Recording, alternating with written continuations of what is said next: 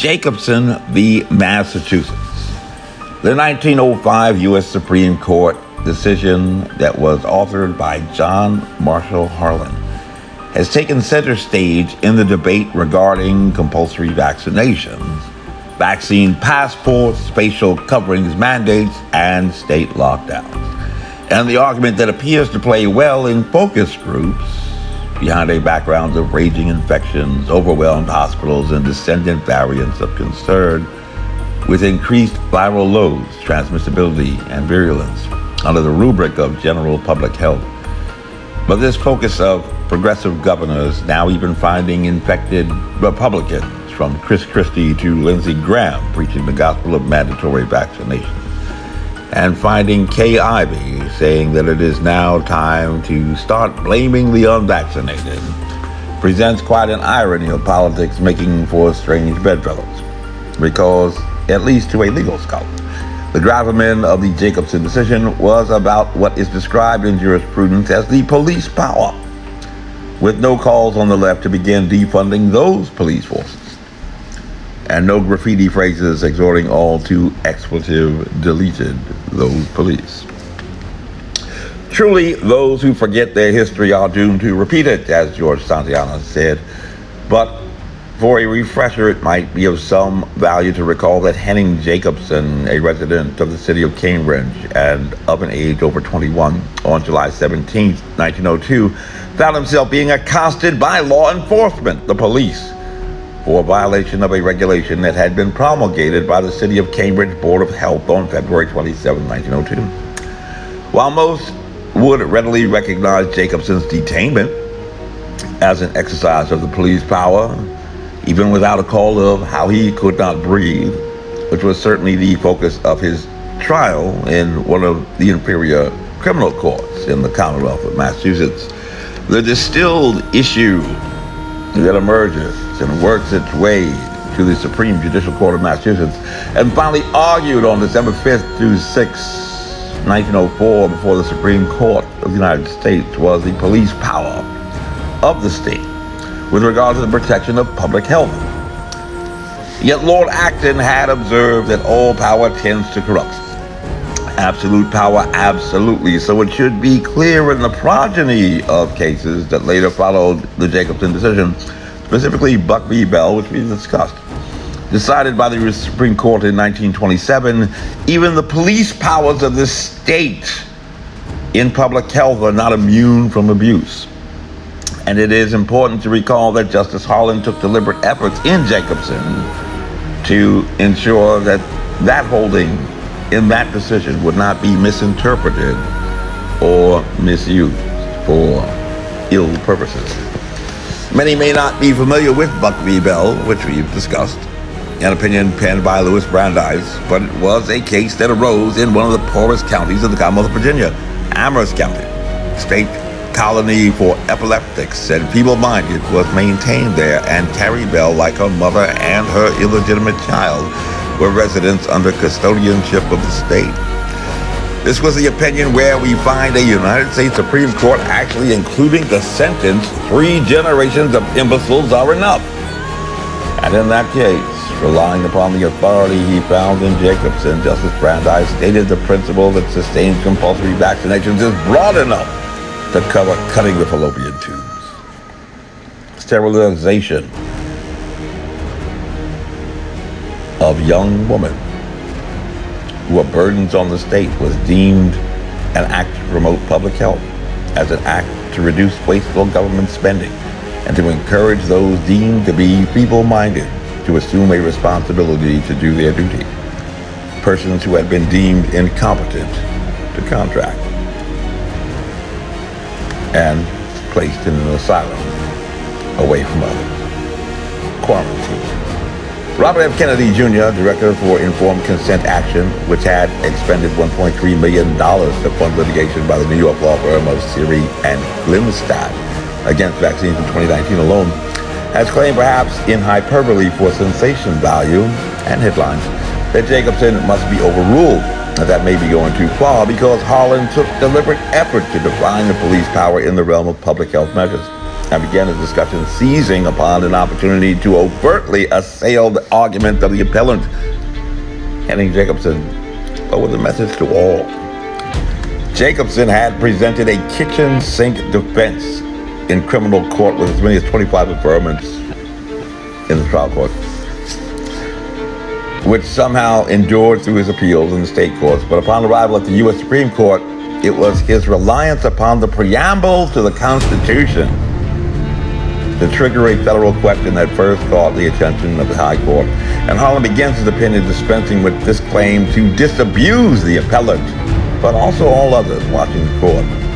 Although therefore, one of the declared objects of the Constitution was to secure the blessings of liberty to all under the sovereign jurisdiction and authority of the United States, no power can be exerted to that end by the United States unless, apart from the preamble, it be found in some express delegation of power, or in some power to be properly implied therefrom. Harlan was not just chastising Jacobson, but was also speaking to history in a spirit repeated throughout this rather brief opinion.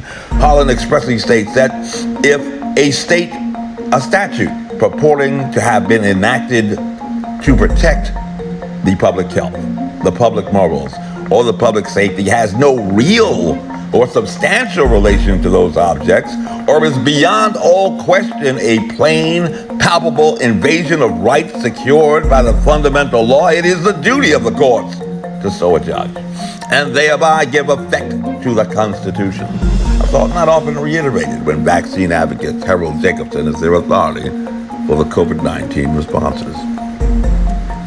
Harlan expressly stated that we do not decide and cannot decide that vaccination is a preventative of smallpox. We take judicial notice of the fact that this is the common belief of the people of the state, and with this fact as a foundation, we hold that the statute in question is a health law enacted in a reasonable and proper exercise of the police power. But note that he has many, many caveats in that grant for that limited instance regarding the smallpox vaccine in Cambridge. For instance, if it were to be found that the smallpox vaccine was not preventative, it would be unconstitutional. If it had been enacted improperly, it would have been unconstitutional. If the state had abused its power, it would have been unconstitutional under Jacobson. Harlan expressly stated before closing his opinion, we deem it appropriate in order to prevent misapprehension as to our views, to observe, perhaps to repeat a thought already sufficiently expressed, namely that the police power of the state, whether exercised by the legislature or by a local body acting under its authority, may be exerted in such circumstances or by regulations so arbitrary and oppressive in particular cases as to justify the interference of the courts to prevent wrong and oppression. That's rarely heard in the current debate.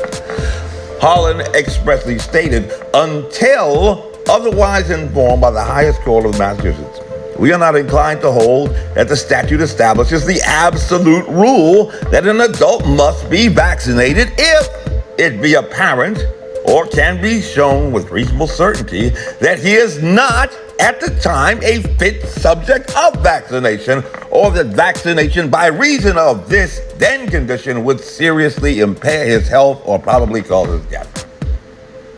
And with regard to Henning Jacobson, the Supreme Court simply stated, absent any grant of plenary police power to the state, no such case is presented here. And the syllabus states that Jacobson's argument was that the section referred to was in derogation of the rights secured to the defendant by the 14th Amendment of the Constitution of the United States, and especially of the clauses of that amendment providing that no state shall make or enforce any law abridging the privileges or immunities of citizens of the United States, nor deprive any person of life, liberty, or property without due process of law, nor deny to any person within its jurisdiction the equal protection of the laws. And that section was opposed to the spirit of the Constitution. It's a $5 fine. A $5 fine. This was the Jacobson case. Justice Harlan viewed Jacobson's claim as a facial challenge, which, as noted in U.S. v. Salerno, is the most difficult to mount in court because there can be no circumstances under which the regulation is valid. And the Supreme Court in Jacobson held that the statute is not invalid as in derogation of any of the rights of such person under the 14th Amendment. A $5 fine is neither cruel nor unusual. The syllabus tells us further that each of the defendant's prayers for instructions was rejected and he duly accepted. The defendant requested the court, but the court refused to instruct the jury to return a verdict of not guilty. And the court instructed the jury in substance that if they believed the evidence introduced by the Commonwealth and was satisfied beyond a reasonable doubt that the defendant was guilty of the offense charged in the complaint, refusing to be administered the vaccine, they would be warranted in finding a verdict of guilty. A verdict of guilty was thereupon returned. The syllabus continues that the case was then continued for the opinion of the Supreme Judicial Court of Massachusetts. The court overruled all of the defendant's exceptions, sustained the action of the trial court, and thereafter, pursuant to the verdict of the jury, he was sentenced by the court to pay a fine of $5, and the court ordered that he stand committed until the fine was paid. Go to jail until you pay us our $5. Harlan does not declare a plenary police power. He does not declare all vaccines as effective, and not even the smallpox vaccine as always effective. Harlan states that all powers to the state are prescribed specifically in law, and that the government is bound by those laws, and that it is the court's duty to intervene when the government abuses those powers in violation of rights, whenever it occurs. But as for Henning Jacobson, that, the court said, was not his case. Not the one that he argued, not the one that he brought to court. In the present public health crisis, the unvaccinated are presumed to be infected and pose a risk to others in violation of their constitutional rights, their presumption of innocence. But even the CDC admits that vaccinated persons are fully capable of spreading infections just as easily as an unvaccinated person. These people are being treated in disparate treatment. Disparate treatment.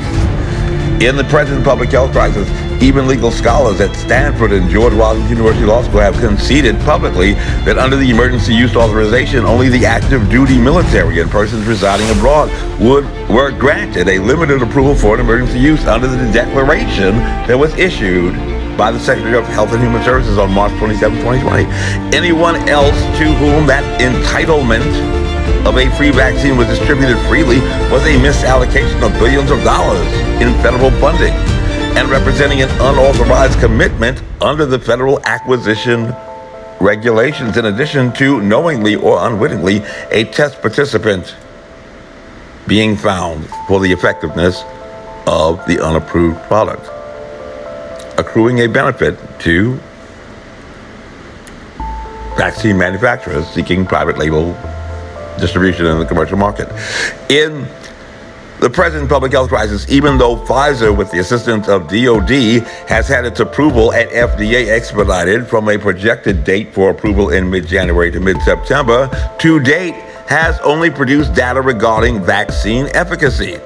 Just recently, a 6-month study on vaccine efficacy and not vaccine effectiveness. The standard for approval at the FDA, and they continue to produce more of the unapproved product for continuing vaccinations, providing a third shot now and anticipating boosters under private label in the future, but have yet to determine the infectious dose required to cause the disease condition of COVID-19. The amount of pathogen that has to be prevented or blocked by the vaccine product. And so they have not been able to calculate the correlates of protection, a clinical term as measured in serological titers, the standard method of determining that a product is actually effective. The benchmark for approval, full approval for private label by the FDA. Bound by these laws. These facts are clearly distinguishable from the facts decided in Jacobson, and even when granted deference under Chevron USA v. NRDC, the Supreme Court case decided in 1984, when the claims of regulatory agencies are clearly erroneous, leaving the hero with a definite and firm conviction that a mistake has been made, it is the duty of the court to ensure that the rights are protected and that justice is done. And Justice Harlan would agree in Jacobson that this is that case. So, like General Alston, Secretary of Defense, said, get the shot and stay healthy. Jacobson v. Masterson supports it. It is abundantly clear upon all evidence that a God in heaven simply does not like you, love notwithstanding, and it is not true. Or is it not? That 3 generations of imbeciles are really quite enough. Get the shot! Fools rush in where angels fear to tread. This briefing is unclassified, as you were. My name is Major Mike Webb, and by God, I am running for Arlington Public School Board. Let's keep Mike Webb away from our school. Honest, carry on.